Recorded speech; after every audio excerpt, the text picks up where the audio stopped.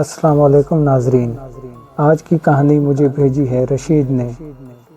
रशीद पाकिस्तान के एक पुराने कब्रिस्तान का गोरकन है और जो कुछ उसने अपनी ज़िंदगी में देखा, आज वही कहानी उसी की ज़ुबानी आप सुनने जा रहे हैं। मेरा नाम रशीद है और मैं इस कब्रिस्तान का गोरकन हूँ। मैं 30 साल से कब्रें खोदता आ रहा हूँ।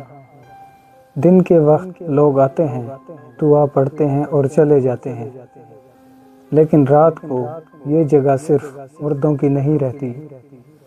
कब्रें खामोश नहीं होती, महसूस करती हैं और कभी कभी जवाब भी देती हैं। यहाँ चारों तरफ कीकर के पुराने दरख्त हैं, टूटी हुई कब्रें, बारिश की बूंदें ज़मीन पर गिर रही थी और हवाएं ऐसे चल रही थी कि उनकी आवाज़ में भी कोई शोर था। बिजली चमकी और उस चमक के साथ कब्रें और गहरी लगती गईं, जैसे कोई उन्हें जिंदा कर रहा हो। मैं धीरे धीरे कब्र के पास गया। बेलचा हाथ में था और दिल की धड़कन तेज हो रही थी। जैसे ही बेलचा मिट्टी में घुसा, मिट्टी के नीचे से आवाज आई। मेरा जिस्म जाम हो गया और बेलचा हाथ से गिर गया। मैंने पीछे मुड़ के देखा तो कोई नहीं था। फिर मिट्टी के अंदर से काला और पुराना हाथ उभर कर आया। उंगलियां हिल रही थीं और धीमी आवाज में कुछ पढ़ रहा था। मैंने चीख मारकर पीछे छलांग लगाई और गिरते गिरते बच गया। मेरी रूह तक कांप उठी थी। उस वक्त मुझे याद आया इस कब्रिस्तान के बारे में पुराने लोग क्या कहते थे। यहाँ कुछ लाशें ऐसी हैं जो मरती भी नहीं और जिंदा भी नहीं रहती। जैसे ही मैंने बेलचा दोबारा उठाया, मिट्टी के नीचे से गली हुई रूह का साया निकल आया। उसने मुझसे कहा, रशीद, तू हमें छोड़कर नहीं जा सकता। सारी कब्रें हिलने लगीं और जमीन से घसीटने की आवाजें आ रही थीं। मैं भागता रहा। कब्रें और दरख्त मेरे रास्ते में आते जा रहे थे, जैसे कब्रें खुद मुझे फंसा रही हों। मैं गिरकर एक कब्र के पास आ गया और देखा वो कब्र जहाँ से सब शुरू हुआ था। वो चीज पूरी तरह बाहर आ चुकी थी। उसका चेहरा आधा गला हुआ, आंखें काली और होंठ धीमी सी अल्फाज में कुछ पढ़ रहे थे। उसने मुझे देखा और बोला, अब तू भी यहीं रहेगा, गोरकन बनकर नहीं, मुर्दा बनकर। मैंने आंखें बंद कर ली और पूरी ताकत से कलमा पढ़ना शुरू कर दिया और मैं मिट्टी पर गिरकर रोने लगा। आंधी चली और एक तेज चीख सुनाई दी पूरे कब्रिस्तान में। मैंने आंखें बंद कर ली और पूरी ताकत से भागना शुरू किया। हर कब्र से आवाज आ रही थी, रशीद, तू नहीं बच सकता। मिट्टी के अंदर से हल्की सी घसीटने की आवाजें आ रही थीं, जो मेरे साथ साथ चल रही थीं। मिट्टी में छोटे छोटे पत्थर हिल रहे थे, जैसे जमीन ने अपने पैर रख लिए हों। हर कदम पर दिल की धड़कन तेज तेज और तेज हो रही थी। जब मैंने पीछे मुड़कर देखा, एक साया कब्र से निकलकर मेरे पीछे आ रहा था। वो आधा इंसान था, आधा अंधेरा, आंखें काली और गहरी। और जैसे ही वो करीब आया, जमीन से हल्की सी बदबू और धुआं निकल रहा था। मुझे याद आया ये कब्रिस्तान का पुराना राज, जो सिर्फ गोरकन जानता था। यहाँ दफन मुर्दे रात को अपने हिसाब के लिए उठ जाते हैं। मैंने बेलचा उठाया और कब्र के बीच से रास्ता बनाने की कोशिश की, मगर मिट्टी अपने आप भारी लग रही थी, जैसे कोई मुझे अंदर खींच रहा हो। मुझे अपनी सांस पर भरोसा नहीं, हर सांस से मुझे डर लग रहा था। मैं जोर से चीखा, छोड़ दो मुझे, लेकिन सिर्फ हवा की आवाज और हल्की गीली मिट्टी की खराश थी। एक कब्र के पास पहुंचकर मैंने देखा, मिट्टी का एक हिस्सा खुद ब खुद हिल रहा था और फिर एक और हाथ उभर कर बाहर आया। ये हाथ पहले से भी ज्यादा पुराना लग रहा था और उंगलियों से हल्की हल्की मिट्टी गिर रही थी।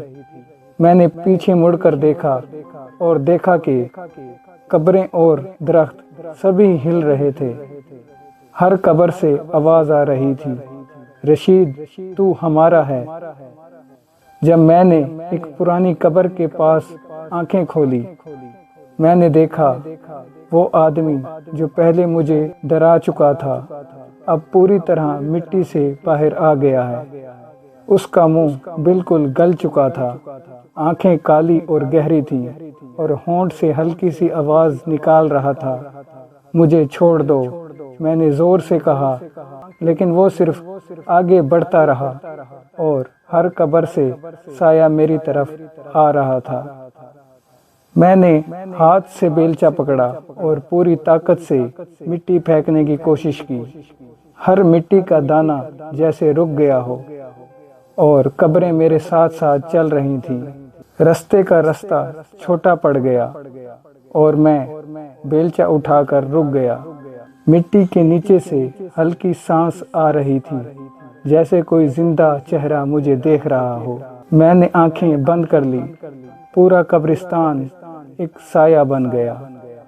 हर कब्र से आवाज आ रही थी, रशीद तू हमारे साथ है, रशीद तू हमारे साथ है।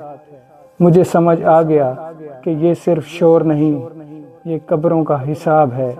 मैंने जोर से भागना शुरू किया दरवाजे की तरफ और हर कदम पर मिट्टी के नीचे से हाथ उठ रहे थे। मैं दूर तक भागता गया, मगर जैसे ही पीछे मुड़कर देखा, कब्रें और साए मुझे फॉलो कर रहे थे और मिट्टी के घसीटने की आवाजें अब बहुत करीब थीं। मेरे दिल और दिमाग पूरी तरह डर से जाम हो गए और मैं समझ गया कि रात का असली डर अभी शुरू ही हुआ है।